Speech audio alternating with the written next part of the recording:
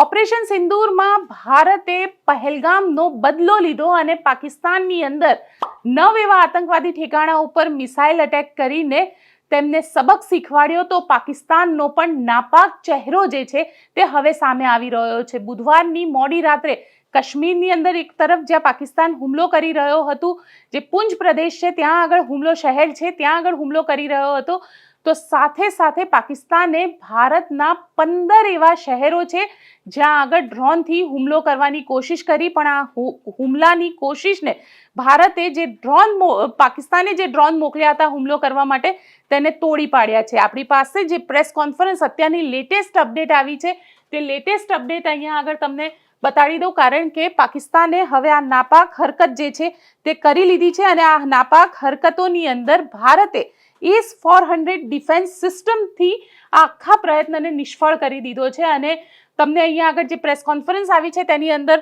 લખેલું છે કે જે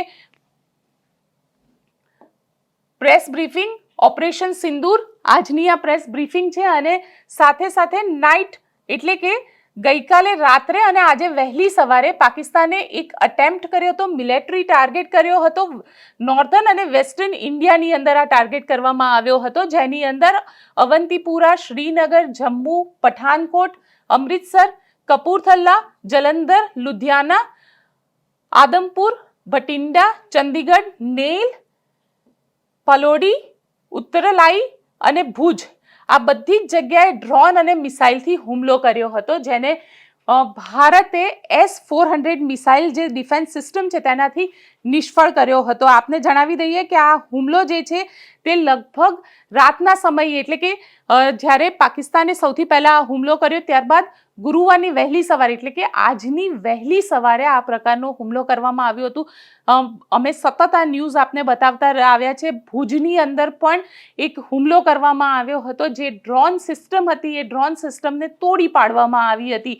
એ દ્રશ્ય પણ તમને બતાવ્યા હતા. એ તસવીરો ત્યાંથી, જે બોર્ડર વિસ્તાર છે ભુજનો, ત્યાંથી આપણી પાસે આવી હતી અને તસવીરો પણ બતાવી હતી. 15 શહેરો, ભારતના 15 શહેરો ઉપર હુમલો કરવામાં આવ્યો હતો. અને સાથે સાથે અહીંયા આગળ એ પણ લખવામાં આવ્યું છે, જે PIBએ આ પ્રેસ રિલીઝ આપી છે, મિનિસ્ટ્રી ઓફ ડિફેન્સ દ્વારા આજે પ્રેસ રિલીઝ કરવામાં આવી છે, તેના પ્રમાણે પાકિસ્તાન એ પોતાની જે એની ઇન્ટેન્સિટી છે, હુમલો કરવાની, પ્રોવોક કરવાની જે ઇન્ટેન્સિટી છે તેને ખૂબ વધારી દીધી છે. લાઇન ઓફ કંટ્રોલ ઉપર આજે ફાયરિંગ અને મોટર્સથી જેને કહેવાય કે શેલ આવે છે, મિસાઇલ શેલ્સ, એના દ્વારા એ લોકો ફાયરિંગ કરી રહ્યા છે, આર્ટરીથી ફાયરિંગ કરી રહ્યા છે. અને સૌથી વધારે જે ફાયરિંગ થઈ રહ્યું છે એ કુપવાડા, બારામુલા, ઉરી, પુંચ, મંધાર અને રાજૌરી સેક્ટર જે જમ્મુ કાશ્મીરનું છે ત્યાં આગળ આનો ફાયરિંગ સૌથી વધારે કરવામાં આવી રહ્યું છે. સાથે જ 16 જેટલા એટલે કે 16 જેટલા ઇનોસન્ટ લોકો જે છે ત્યાં જે લોકો રહે છે તે લોકોની અહીંયા આગળ જીવ ગયો છે, જેની અંદર 3 મહિલાઓ અને 5 બાળકો પણ સામેલ છે. એટલે પાકિસ્તાને હવે પોતાનો નાપાક ચહેરો જે છે તે અહીંયા આગળ બતાવી દીધો છે. સતત દેશની અંદર આને કહી શકાય કે ઇમરજન્સી જેવી સ્થિતિ અત્યારે આવી ગઈ છે અને ભારત જે છે ત્યાં અત્યારે સર્વદલીય મીટિંગ પણ મળી અને સ્પષ્ટ કરવામાં આવ્યું કિરણ રિજિજુ દ્વારા કે હજી ઓપરેશન સિંદૂર જે છે તે પૂરું નથી થયું. જો પાકિસ્તાન હુમલો કરશે, S જયશંકર વિદેશ મંત્રી, તેમને પણ એ સ્પષ્ટ કરી દીધું, જો પાકિસ્તાન હુમલો કરશે તો ભારત એનો મુંહતોડ જવાબ આપશે અને ભારત જે છે તેને પાકિસ્તાન ઉપર આજે સવારે જે ડ્રોન હતો એ ડ્રોનથી હુમલો કર્યો અને તેની અંદર પાકિસ્તાનની જે ડિફેન્સ સિસ્ટમ છે એ પણ તમને અહીંયા આગળ બતાડી દઉં કે જે ડિફેન્સ સિસ્ટમ છે તે આખી ડિસ્ટ્રોય કરી દેવામાં આવી છે. Today morning India arm force targeted air defence radar and systems at the number of location in Pakistan.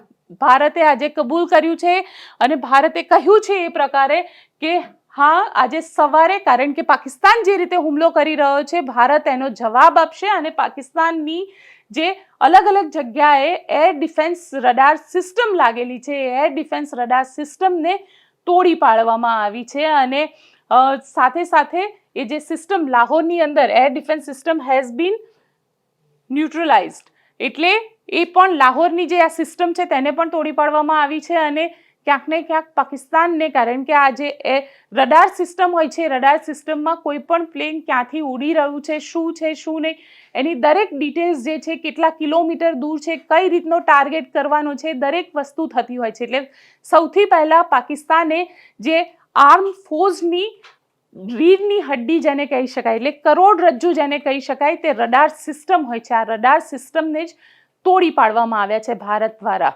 એટલે ક્યાંક ને ક્યાંક પાકિસ્તાનને પણ એક સીધો સંદેશ આપવામાં આવ્યો છે, જો પાકિસ્તાન સીધું નહીં રહે તો ભારત પણ એનો જવાબ આપશે અને જબરદસ્ત જવાબ આપશે. આપ શું માનો છો મને કોમેન્ટ બોક્સમાં ચોક્કસથી લખીને જણાવજો અને અમારી ચેનલ નિર્ભય ન્યૂઝને લાઇક, શેર અને સબસ્ક્રાઇબ કરવાનું ભૂલશો નહીં. આભાર.